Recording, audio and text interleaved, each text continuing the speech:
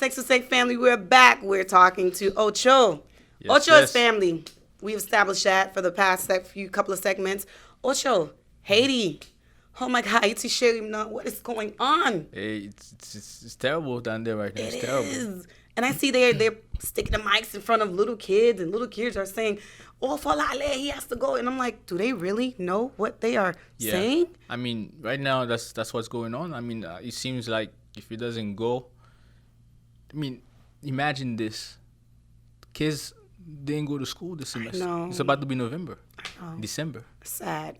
So it's like the thing is that that subject is like a subject that's very difficult to talk about because Yeah. we don't know the truth. We don't know. When I say truth, it's like we don't know what's going on behind the scene because what you could be seeing something, but you don't know the real fight behind. Right. So if you talk about it, it's like okay, you can say something, but what's the truth behind it? It might be two different powerful people, fighting. It might be opposition by Jovenel pour l'aller, etc. But we haven't seen any plan that they're showing. But si Monsieur aller vrai, it might be people will go with their lives.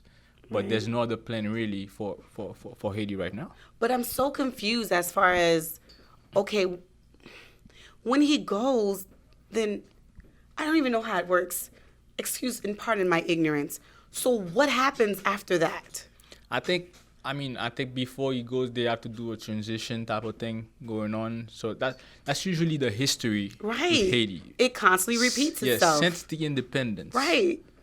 That's been going on. It's a battle for power. I read a book sometime that explained that they said with the United States too, they did the same thing. Once they use a technique or a strategy to overthrow a power, so they became independent, they rejected that way. Okay. So they restarted with other strategies. Right. Haiti never did that. Of course. Like we kept doing the exact thing to who colonized us before.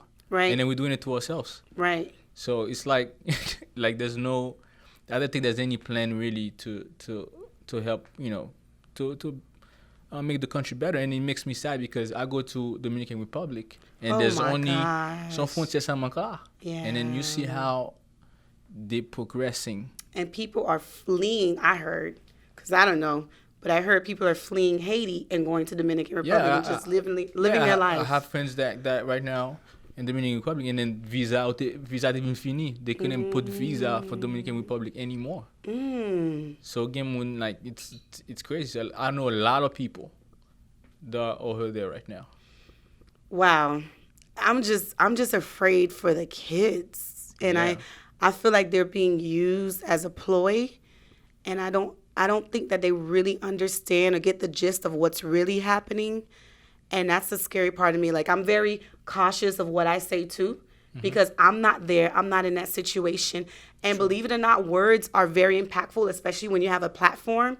You have to be very careful of what you say because you don't know who's listening and who's going to follow. True. So with that being said, like, I'm very apprehensive because I'm not in the situation. I'm not living there. All I'm seeing is what's being fed through social media. Exactly. That's it. I don't know what actually is happening over there. All I see is complete chaos. Yeah, it's complete chaos. But that we do know, nothing is really functioning. That we do know that the kids are not going to school right now, which is kids should be the future of a nation. Right. So that we do know. But afterwards, we don't know really the real cause of anything because we're seeing different things, but we cannot put a finger on it. So it's like, talk about it and then you're gonna look, you don't know what you're talking about. And that's another thing. Like, how do we restore tourism with this negative approach? I mean, of what's actually happening and what's going on there. Yeah, because I have friends too in the north part of Haiti, Labadie. I have a lot of friends there, and then they're telling me that the ship Caribbean, the cruises, they're not coming, and that's how they make their money.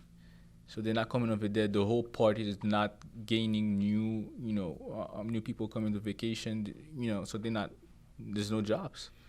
So and then it's unfortunate because over there in Haiti, in the northern part, it's so beautiful. Right. It's like amazing. I went over there to talk a little bit positive. there's a place called Tisab. Okay. You go, it's in the middle of the sea, but you can stand. Oh, nice. Imagine you're in the middle of the sea, but you're standing. So like a little island, I mean? It's not even an island, it's water. Like you can go with a boat and you stay there, and then you can go out the boat, you're standing, the water is right there.